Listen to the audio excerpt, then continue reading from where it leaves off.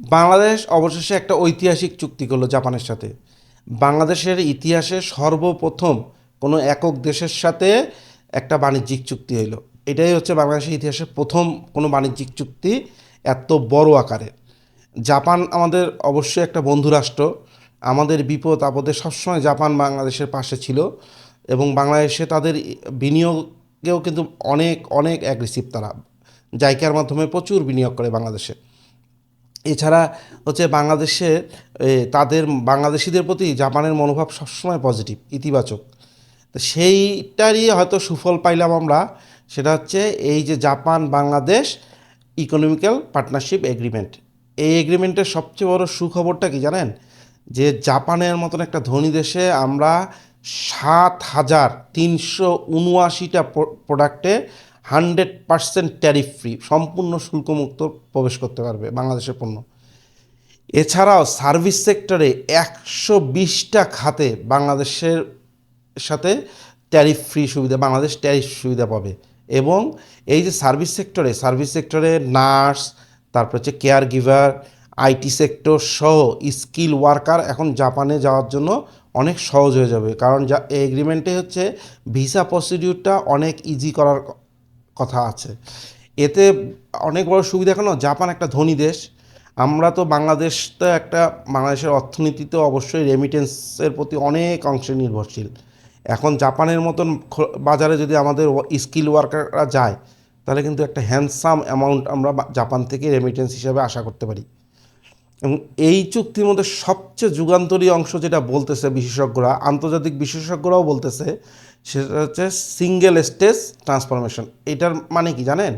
এটার মানে হচ্ছে বাংলাদেশে যে রেডিমেড গার্মেন্টস হয়, বাংলাদেশে যে ফার্মাসিউটিক্যাল প্রোডাক্টগুলো তৈরি করা হয়, এই প্রোডাক্টগুলোর ক্ষেত্রে আমাদের বাংলাদেশের কিন্তু অনেক র মেটেরিয়ালস বিভিন্ন দেশ থেকে আসতে হয়।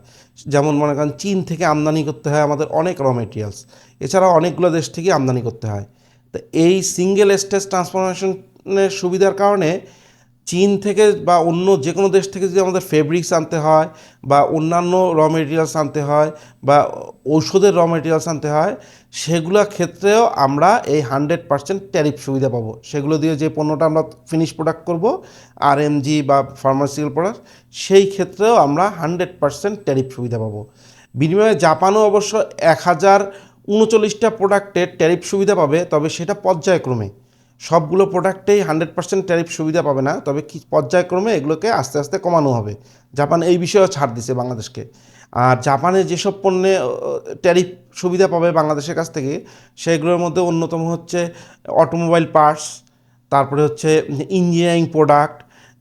এই বিষয়গুলোতে জাপান বাংলাদেশ থেকে একটা সুবিধা পাবে।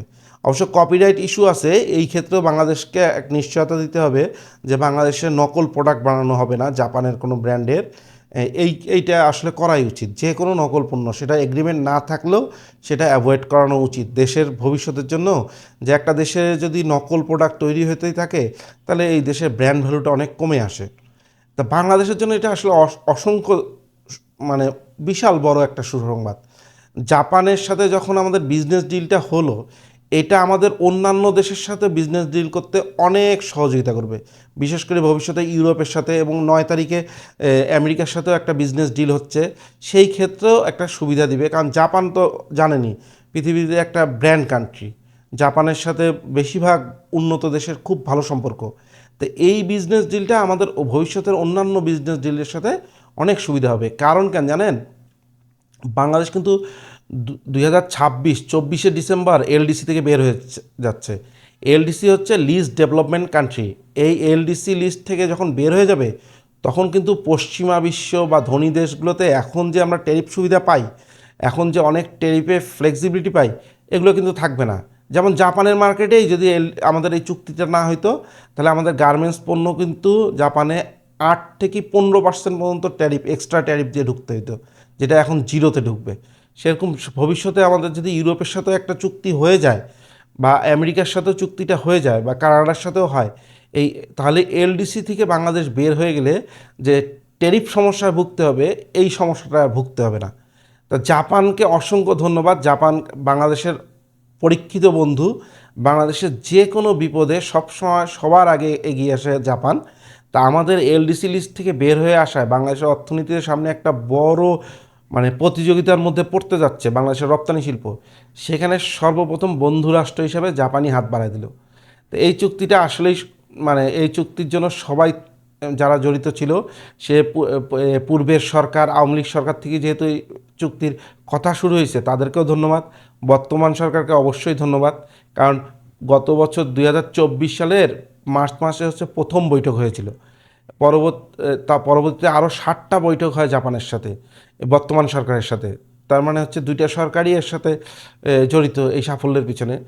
অবশ্যই অবশ্যই ধন্যবাদ বর্তমান পররাষ্ট্র উপদেষ্টা, বর্তমান নিরাপত্তা উপদেষ্টা, বর্তমান বাণিজ্যিক উপদেষ্টা ডক্টর ইউনূস, সকলকেই ধন্যবাদ বাংলাদেশের এই অসম্ভব এই সুন্দর সুখবরের জন্য। অবশ্যই প্রাক্তন সরকার আওয়ামী লীগ সরকারকেও ধন্যবাদ, কারণ এইটার খুব প্রয়োজন ছিল জানেন। এটা বাংলাদেশের জন্য মানে বাংলাদেশের অর্থনীতির জন্য ভবিষ্যতে এটা ল্যান্ডমার্ক হয়ে থাকবে। বিশেষ করে ভবিষ্যতে আমরা বড় কোনো দেশ বা ধনী দেশের সাথে চুক্তির ক্ষেত্রে এই চুক্তিটা আমাদের একটা অনেক বড় সাপোর্ট দিবে, এবং জাপান সেই ক্ষেত্রেও আমাদেরকে সহযোগিতা করবে। এবং সবচেয়ে বড় কথা কি জানেন, এখন জাপান কিন্তু বড় বড় বিনিয়োগ করবে বাংলাদেশে, এবং এই বিনিয়োগের বিষয়ে কিন্তু এই চুক্তিতে উল্লেখ আছে যে জাপান বাংলাদেশে বিনিয়োগ করবে, তবে হচ্ছে তাদের কপিরাইটস যেগুলো সেগুলো বাংলাদেশকে নিশ্চয়তা দিতে হবে। তাই এতদিন তো আসলে বাংলাদেশে বড় বিনিয়োগ আসে নাই, তবে আশা করতেছি জাপান একটা বড় বিনিয়োগ নিয়ে আসবে বাংলাদেশে। ধন্যবাদ।